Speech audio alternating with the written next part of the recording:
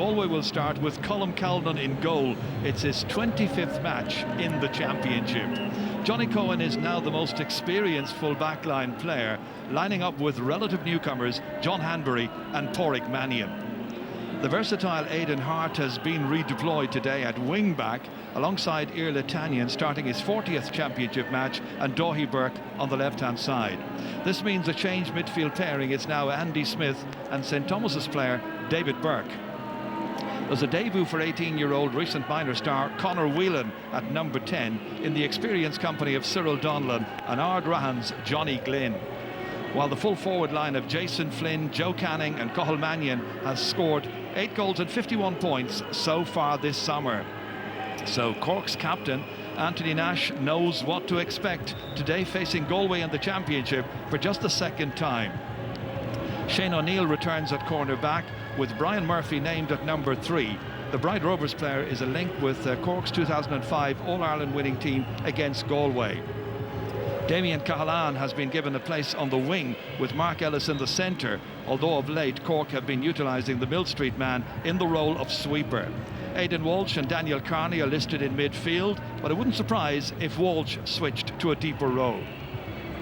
Brian Lawton starts at wing forward today, but his duties could involve more defence than attack, while Bill Cooper on the opposite flank possibly even switches into midfield. Conor Lehane, Seamus Harnedy and Patrick Horgan make up the full forward line, with the latter facing the tribesmen for the 5th time in the championship and only 1 win so far. Well, that's how the teams appear on paper. Only the managers, Jimmy Barry Murphy of Cork and Anthony Cunningham of Galway, know the real shape of their respective sides, and all will be revealed shortly. In the meantime, let's hear from them. Anthony, 3 weeks now since the Leinster final. How do you feel the lads are and how have they progressed from there? Yeah, we came out of that match very well. We've had huge preparation and worked very, very hard. So delivery days today and we're very well set. We want to win this match and, going very, very well. So we're looking for a huge performance today. You've made one particularly big call in terms of your team selection. Now, you might want to tell us about this 18-year-old for those of us who aren't familiar with him. Yeah, Conor has been on the panel for the last number of months and has played very well with the development side or the intermediate side that we have. So he's gone well in training, so worth a chance today. And he definitely will deliver. He has huge skill and we want him to deliver today. One of the things you've improved on and certainly changed, obviously, is the way you set up, and particularly defensively. How are the players coming to terms with that system, first of all? Well, I think, as I said, after the Waterford defeat here, we had to assess the situation and we were conceding too many goals, obviously, if we were to win anything. And we've tried to tweak our defensive setup a bit that way from that point of view. But again, every game is different. And as the game goes on during today, I'm sure there'll be situations arise you've got to change again. So we'll assess as we go forward. But the players seem to be comfortable and seem to enjoy playing that system. All right, let's look at some further aspects of this game. Lee Sheedy, you want to talk to us about Galway's intensity in recent times, but I suppose if you talk to Galway fans, one of the things that they have fretted about over the last couple of seasons is Galway's lack of intensity at times in matches. And I think they're right. I think we go back here to 2013 when they lost the Clare here by 6 points. I mean, this is very, very poor defending. They very slow coming back in for the half-back line. Left a 2v2 situation where Pat O'Connor was allowed to pick out the man, and Conor McGrath takes on his man and meets no traffic whatsoever and finishes the ball in the back of the net. Now, I've seen a different Galway in terms of intensity this year. Here's their match against Dublin and Tullamore. You see Joe Canning, and that's the 3 inside forwards. They're really harassing and tackling and not giving Paul Schutte time in the ball. Helm now. But I suppose, the game has changed and Jimmy recognises that and understands that he has to change, I guess, with it.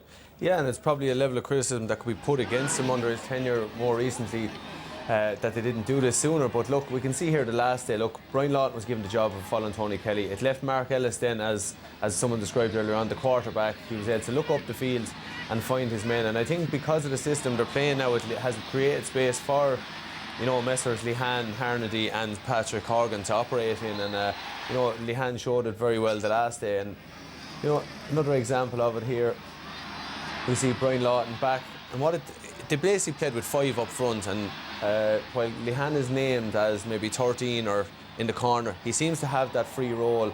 But you see here, with one good pass, it takes out 3 clear defenders, and you have to question really, when you're playing with a sweeper system like that, then you probably need 6 fellas hitting their men and marking them tight. And you see with that there was 3 clear defenders, and who were they marking? And Cian Dillon here turns his back on the ball, and you see him trying to get back across in front of the square.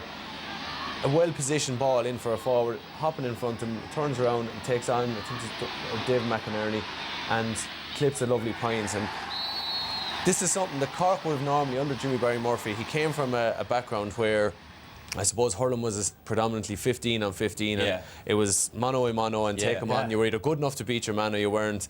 And to a certain extent, I suppose he has shown now that he's willing to change. And today the question mark is, we were talking about beforehand, is do Cork go with this again today? Because who have they identified that Brian Lawton can go after today, if anyone? But we'll probably see Bill Cooper pushing out into midfield a little bit and allowing the speed merchants inside to operate in the space which they crave, and they need to hit the net, I think, today. But we wouldn't want to get too caught up there, Michael, on the system today. I think one way Cork have really improved as well is in their work rate. That has really been upped in this year. Way better. Their hooking, their blocking, their tackling is in a level of way beyond what we'd seen before from them. Now, I think today what will be very important is the matchups. That as you say, Eddie, it could be more, it might be 15 and 15, but the matchups here will be crucial, because these are the 2 biggest teams you're going to see. Massive physical men on both sides, and especially the Galway forward line has huge men. So how these are utilised by the 2 managers, I think will be very important. Ger, you were talking in the last match, the Waterford team, and talking about players that they have brought in from the minor team of a couple of years ago and so on, and mature them into the game. Galway have thrown in a player into this side here today, Conor Whelan.